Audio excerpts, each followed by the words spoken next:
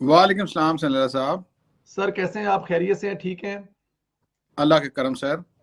Sir पहले तो बहुत शुक्रिया, काफी लेट आपको जहमत दी, टाइम दिया, इसके लिए सर आपका बहुत शुक्रिया। सर सबसे पहले आप ये बताएं कि साबर हाशमी के केस पर ये है क्या? साबर हाशमी का केस बनता है नहीं बनता? एफआईए ने केस बनाया क्या है इन पर सर? सिंधेला साहब, बेसिकली ये ट्विटर पोस्टिंग के हवाले से ये तारीख का पहला केस है कि जिसमें ट्वीट करने के हवाले से इसको पीका लॉज के तहत एक ऑफेंस ट्रीट करते हुए ये एफआईआर दर्ज की गई। और मैं ये आपको साथ साथ बताता चलूं कि ये जो हमारे एफआईए के लॉज के अंदर जो एफआईए के मैंडेटरी रूल्स हैं कि पहले वो इसकी इंक्वायरी करते हैं। जैसे कि पुलिस एक एफआईआर 154 के तहत काटती है तो उसमें इनिशियल इंक्वायरी नहीं होती, बल्कि सिर्फ कंटेंट्स ऑफ एप्लीकेशन से ये देखना होता है कि आइदर वे कॉग्निजेबल ऑफेंस काबिल दस्तंदाजी पुलिस जुर्म बनता है तो एफआईआर कट जाती है। लेकिन ये एफआईए के और एंटी करप्शन के जो रूल्स हैं ये डिफरेंट हैं, इसमें इंक्वायरी किया जाना बड़ा जरूरी होता है। लेकिन ये साबिर हाशमी साहब के केस में, क्योंकि it is a case of political victimisation, के हाशमी साहब का बेसिक ताल्लुक पीएमएलएन के जो सोशल मीडिया सेल है उसके साथ उनका ताल्लुक है, तो उनको ना सिर्फ उनके ऑफिस से अबडक्ट किया गया और अबडक्ट करने के बाद without any inquiry, without any judicial action उनको एफआईए सेंटर ले जाया गया और वहां उनको इलीगल कस्टडी में रखने के बाद उनके खिलाफ ये एफआईआर दर्ज कर ली गई। और संदेला साहब, इसमें मैं जो बड़ी इंपॉर्टेंट एस्पेक्ट आपके इस व्यूअर्स को बताना चाहता हूँ कि इससे वर्स्ट मैं समझता हूँ कि ये एक सीरीज चल रही है जो कैप्टन सफदर साहब की हेट स्पीच के केसेस वो भी मैंने किए हैं। उसके बाद राना सनाउल्लाह साहब का एएनएफ का उन पर जो हेरोइन प्लांट की गई, उसके बाद फिर आप देखें कि नैब हमला केस के हवाले से नून लीग के तमाम एमएनए एमपीज के खिलाफ 780 की एफआईआर दर्ज की गई। उसके बाद जो नैब के हवाले से केसेस पीएमएलएन पे बनाए गए, उसके बाद आपको याद होगा कि जावेद हाशमी साहब का केस वो भी मैंने किया है, वो भी हेट स्पीच के हवाले से। तो ये सिर्फ और सिर्फ अपोजिशन के लोगों को ब्लैकमेल करने के लिए, उनको दीवार के साथ लगाने के लिए मैं ये समझता हूँ इंस्टीट्यूशंस का मिस यूज किया जा रहा है। उसमें एएनएफ के लॉज भी इन्होंने इस्तेमाल किए, नैब के लॉज भी इस्तेमाल किए। अब रही सही कसर ये थी कि इन्होंने पीका के हवाले से जो लॉज थे उसकी एफआईआर देनी शुरू कर दी। और साबर आशमी, क्योंकि मैं उनको ज़ाती तौर पर भी जानता हूँ, शरीफ और नफ्स आदमी हैं और उनकी ट्वीट्स जो है मैं आपको, क्योंकि केस भी कर रहा हूँ, केस जेनुअनली इस वक्त सब जुड़े से बहुत सारी बातें मैं इस वजह से नहीं कर सकूंगा क्योंकि मैटर जो है वो सब जुड़े होने की वजह से हमारे पे भी कुछ कदगन होती हैं लॉ के हवाले से। लेकिन जो एज ए व्यूअर्स को मैं बताना चाहूँगा कि जो ऑफेंसेस लगाए गए, जो कंटेंट दिया गया एफआईआर के अंदर, वो ऑफेंसेस को कभी भी मीट विद नहीं कर रहा, वो ऑफेंसेस बनते ही नहीं। जैसे अभी मैं बताता चलूं कि 21D पीका उसमें लगा है, जिसकी अगर डेफिनेशन आप देखें कि कोई किसी भी शख्स को सेक्सुअली सिड्यूस अगर करे तो वो ये इस ऑफेंस के तहत ट्राई किया जाता है या चार्ज किया जाता है। तो कोई कंटेंट ऐसा नहीं है कि वो किसी मेल या किसी फीमेल को सड्यूस करने के लिए उन्होंने कोई ऐसा कंटेंट लगाया है या कंटेंट के हवाले से ट्वीट किया। तो ये मैं समझता हूँ कि कंटेंट से ही ये नजर आता है कि ये पॉलिटिकल विक्टिमाइजेशन के हवाले से। और मैं सदल्ला साहब एक और चीज आपसे शेयर करना चाहता हूँ जी। कि राना सनाउल्लाह साहब का जो अब हमने बेल ऑर्डर, मैं अगर आपके साथ अभी इस वक्त तो मेरे मैं पास नहीं अगर है। इसको अगर आप मुझे इजाजत दें तो, क्योंकि उस पे केस पे मैंने बात करनी है आपसे, मेरे पास कुछ सवाल भी हैं, अगर वो उस हिस्से में कर लें तो मेरे लिए, क्योंकि वो मैंने उस पे बात करनी है आप। नहीं, वो अगर मैं वो आपको सुने। बताता चलूं, मैंने जी। सिर्फ उसमें से एक लाइन सिर्फ आपको मैं प्लीज कोट करना चाहता हूँ गो है। कि ऑनरेबल जज साहब जो थे लाहौर हाई कोर्ट के, उन्होंने उसके अंदर लिखा कि political victimisation can not be ruled out in our country, के हमारे मुल्क के अंदर पॉलिटिकल विक्टिमाइजेशन के हवाले से रजिस्ट्रेशन ऑफ केसेस की बात को हम रूल आउट नहीं कर सकते। और ये सीरीज ऑफ केसेस हैं कि जिनके जिस चीज से ये साबित हुआ कि ये सिर्फ और सिर्फ तब्दीली सरकार का ये जो नारा था कि इंसाफ की फराहमी यकीनी होगी, हम लोग जो इंसाफ से रिलेटेड लोग हैं, हम स्टेक होल्डर्स हैं। और मैं क्योंकि ये सीरीज ऑफ केसेस अब तक कर चुका हूँ, जी। आपको पता ही है कि ये जितने भी केसेस हैं ये पार्टी की तरफ से मेरे जिम्मेदारी डाली जाती है, क्योंकि ये केस भी आपने देखा कि मरियम साहबा ने खुद ट्वीट किया था जी। मुझे रिक्वेस्ट करने के बाद।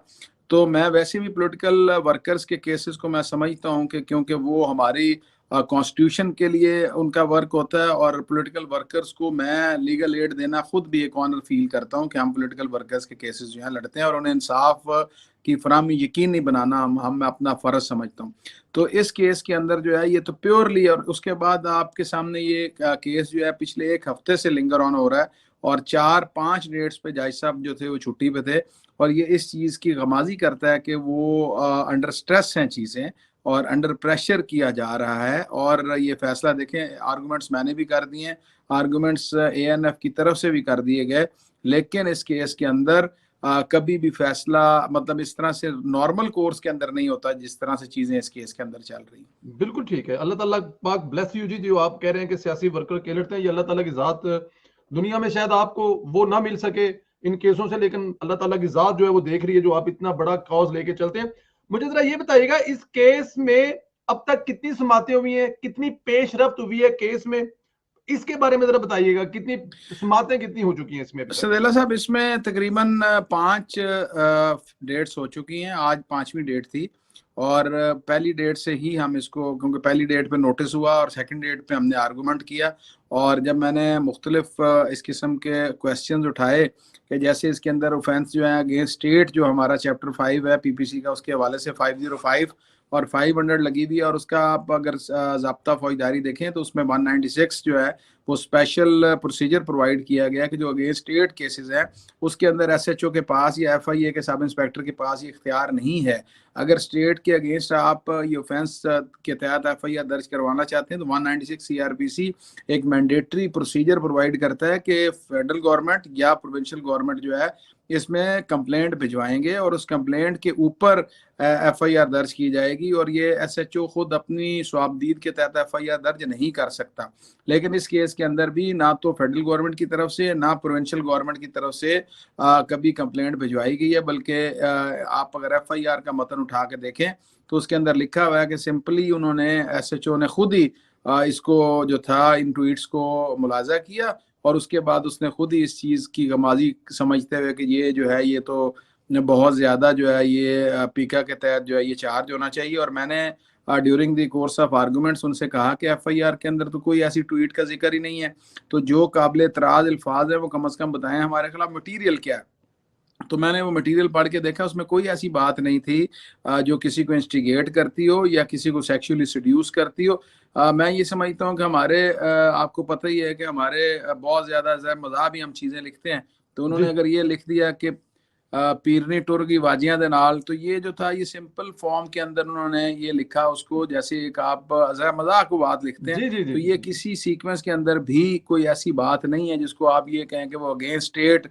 और मैं समझता हूँ कि जो आपके लीडर्स होते हैं वो क्योंकि अवामी नुमाइंदे हैं, लोग उनसे मजाक भी करते हैं, लोग उनसे मुख्तलिफ चीज़ें जो हैं उन पर क्रिटिसाइज भी करते हैं, और क्रिटिसिज्म जो है वो पूरे तरीके से आपको इख्तियार देता है कॉन्स्टिट्यूशन भी कि आप बिल्कुल इन नुमाइंदों को क्रिटिकली एनालिसिस इनका कर सकते हैं। तो एफआईआर के अंदर तो एलिगेशन ये था कि प्राइम मिनिस्टर के खिलाफ और चीफ ऑफ आर्मी स्टाफ के खिलाफ इस किस्म के एलिगेशन लगाए गए, हालांकि कोई ऐसा ट्वीट नहीं था जो स्क्रीनशॉट्स के हवाले से मटेरियल लाया गया, तो उसमें मुझे तो कोई ऐसी चीज़ नज़र नहीं आई कि जो प्राइम मिनिस्टर के हवाले से या चीफ ऑफ आर्मी स्टाफ के हवाले से या अगेंस्ट स्टेट उन्होंने कोई इस किस्म का डीमोरलाइज करने के हवाले से, डेमोक्रेसी के हवाले से कोई ऐसी चीज़ मुझे उनके ट्वीट्स में नज़र नहीं आई। बिल्कुल ठीक है, इसमें कोई ऐसी चीज नजर नहीं आई, डेफिनेट। अच्छा सर, जमानत पर फैसला महफूज हुआ है, इसके बाद जज सब छुट्टी पर चले गए हैं, ये फैसला महफूज हुआ है, ये फैसला महफूज करने की क्या तरीका है, जरा बताइए कि फैसला हो गया लेकिन महफूज कर लिया, फैसला महफूज होने के बाद हमेशा इस पे कंफ्यूज होती है, और फैसला हो गया 6 महीने सुनाया नहीं जा रहा, इस पे जब फैसला हो गया तो सुनाने में देर किस बात की है?